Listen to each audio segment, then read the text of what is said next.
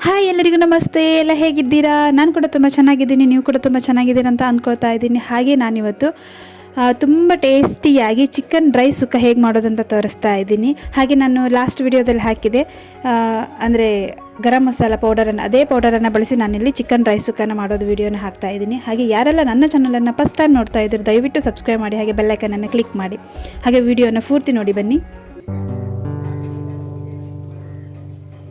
ಹಾಗೆ ನಾನು ಒಂದು ಪಾತ್ರೆನ ಇಟ್ಕೊಂಡಿದ್ದೀನಿ.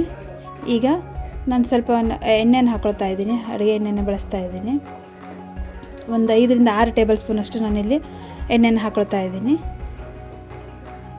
ಹಾಗೆ ಎಣ್ಣೆ ಕಾಯ್ಲಿಕ್ಕೆ ಬಿಟ್ಟಿದ್ದೀನಿ. ಹಾಗೆ ಎಣ್ಣೆ ಕಾಯ್ತಾ ಇರುವಾಗಲೇ ನಾನಿಲ್ಲಿ ಜಜ್ಜಿರುವಂಥ ಶುಂಠಿ ಮತ್ತು ಬೆಳ್ಳುಳ್ಳಿಯನ್ನು ಹಾಕ್ಕೊಳ್ತಾ ಇದ್ದೀನಿ. ನಾನಿಲ್ಲಿ ಒಂದು ಅರ್ಧ kg ಚಿಕನ್ನಷ್ಟು ಮಾಡ್ತಾ ಇದ್ದೀನಿ. ಆ ಕಾರಣಕ್ಕೆ ಸ್ವಲ್ಪ ಶುಂಠಿ, ಒಂದು ಅರ್ಧ ಇಂಚಷ್ಟು ಶುಂಠಿ ಮತ್ತು 2 ಗಡ್ಡೆ ಬೆಳ್ಳುಳ್ಳಿಯನ್ನು ಜಜ್ಜಿ ಹಾಕ್ಕೊಳ್ತಾ ಇದ್ದೀನಿ. ಹಾಗೆ ಇದು ಸ್ವಲ್ಪ ಫ್ರೈ ಆಗಬೇಕು, ಇದರ ಫ್ಲೇವರ್ ಕೂಡ ತುಂಬ ಚೆನ್ನಾಗಿ ಬರುತ್ತೆ. ಇದು ಫ್ರೈ ಆಗ್ತಾ ಇದ್ದ ಹಾಗಲೇ ನಾನಿಲ್ಲಿ ಹೆಚ್ಚಿಟ್ಕೊಂಡಿರುವಂಥ ಹಸಿಮೆಣಸು ಮತ್ತು ಈರುಳ್ಳಿಯನ್ನು ಹಾಕ್ಕೊಳ್ಬೇಕು. ಇದು ಫ್ರೈ ಆಗುವಾಗ ಒಂಥರ ಫ್ಲೇವರ್ ಬರುತ್ತಲ್ಲ, ಆವಾಗ ಇದು ಚೆನ್ನಾಗಿ ಫ್ರೈ ಆಗಿದೆ ಅಂತ ಹೇಳಿ ಅರ್ಥ. ಹಾಗೆ ನಾನಿಲ್ಲಿ ಹೆಚ್ಚಿಟ್ಕೊಂಡಿರುವಂಥ 4 ರಿಂದ 5 ಹಸಿಮೆಣಸಿನಕಾಯಿಯನ್ನು ಹಾಕ್ಕೊಳ್ತಾ ಇದ್ದೀನಿ. ಹಾಗೆ 2 ಈರುಳ್ಳಿಯನ್ನು, ಸಣ್ಣದಾಗಿ ಹೆಚ್ಚಿರುವಂಥ 2 ಈರುಳ್ಳಿಯನ್ನು ಹಾಕ್ಕೊಳ್ತಾ ಇದ್ದೀನಿ. ಇವು ಕೂಡ ಚೆನ್ನಾಗಿ ಫ್ರೈ ಆಗಬೇಕು.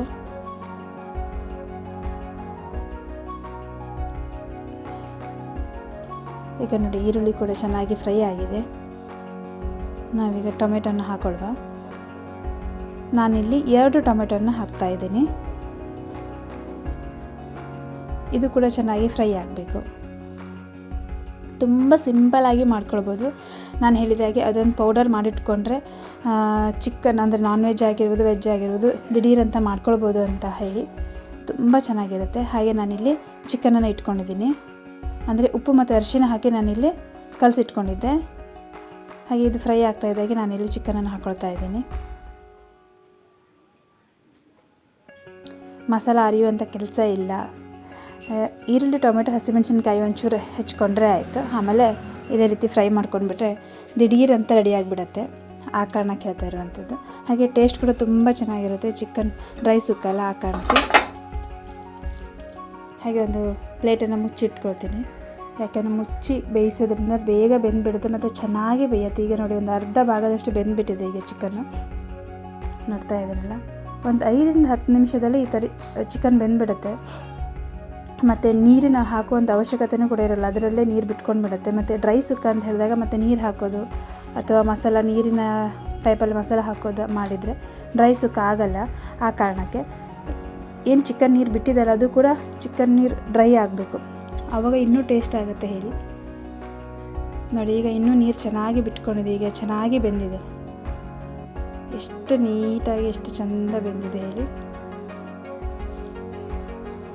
ಹಾಗೆ ನಾನು ಅದೇ ಪೌಡರನ್ನು ತೋರಿಸ್ತಾ ಇದ್ದೀನಲ್ಲ ನೋಡಿ, ನಿಮಗೆ ಕನ್ಫ್ಯೂಸ್ ಆಗಬಾರ್ದು ಅಂತ ಹೇಳಿಬಿಟ್ಟು ನಾನು ತೋರಿಸ್ತಾ ಇದ್ದೀನಿ. ಅದೇ ಏನು ಪ್ಲೇಟಲ್ಲಿ ನಾನು ಹಾಕಿದ್ದೆಲ್ಲ ಪೌಡರನ್ನು ಅದೇ ಪ್ಲೇಟಲ್ಲಿ ಇಂದನೇ ತೆಗೆದು ಪೌಡರನ್ನು ಹಾಕ್ತಾ ಇದ್ದೀನಿ.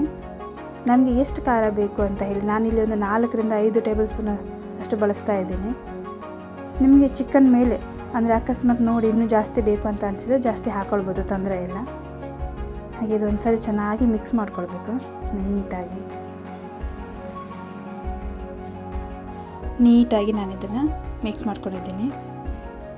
ಹಾಗೆ ಈಗ ನಾನಿಲ್ಲಿ ಕೊಬ್ಬರಿ ತುರಿ ಹಾಕ್ಲಿಕ್ಕುಂಟು, ಅಂದರೆ ಹಸಿ ಕೊಬ್ಬರಿ ತುರಿಯನ್ನು ಹಾಕ್ಲಿಕ್ಕುಂಟು.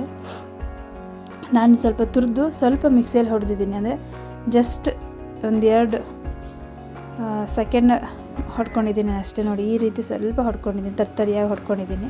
ಅಂದರೆ ತೀರಾ ದೊಡ್ಡ ದೊಡ್ಡ ಪೀಸ್ಗಳಿದ್ದರೆ ಮಿಕ್ಸಿಯಲ್ಲಿ ಹಾಕ್ಕೊಂಡಿದ್ದೀನಿ. ಹಾಗೆ ಎಲ್ಲವನ್ನು ನೀಟಾಗಿ ಮಿಕ್ಸ್ ಮಾಡಿ ಇದನ್ನು ಒಂದು 2-3 ನಿಮಿಷ ಹಾಗೆ ಸಣ್ಣ ಉರಿಯಲ್ಲಿ ಬಿಟ್ಟುಬಿಡಬೇಕು, ಅಂದರೆ ಬೇಯಲಿಕ್ಕೆ ಬಿಟ್ಟುಬಿಡಬೇಕು. ನೋಡಿ ಎಷ್ಟು ಚೆನ್ನಾಗಾಗಿದೆ ಅಂತ ಹೇಳಿ. ನೀರಿನ ಅಂಶ ಸ್ವಲ್ಪನೂ ಇಲ್ಲ, ಅಷ್ಟು ಡ್ರೈ ಆಗಿದೆ, ಅಷ್ಟು ಚೆನ್ನಾಗಾಗಿದೆ. ನೋಡ್ತಾ ಇದ್ದೀರಲ್ಲ, ಈಗ ನಾನು ಇದನ್ನು ಆಫ್ ಮಾಡ್ಕೊಳ್ತೀನಿ. ನೋಡಿ, ಚಿಕನ್ ಡ್ರೈ ಸುಕ್ಕ ರೆಡಿ. ಟೇಸ್ಟ್ ಕೂಡ ಅಷ್ಟೇ ಗಮ್ಮತ್ತಾಗಿದೆ. ಹಾಗೆ ಯಾರಿಗೆಲ್ಲ ವಿಡಿಯೋ ಇಷ್ಟ ಆಯಿತು ಲೈಕ್ ಮಾಡಿ, ಕಮೆಂಟ್ ಮಾಡಿ, ಶೇರ್ ಮಾಡಿ. Thank you so much.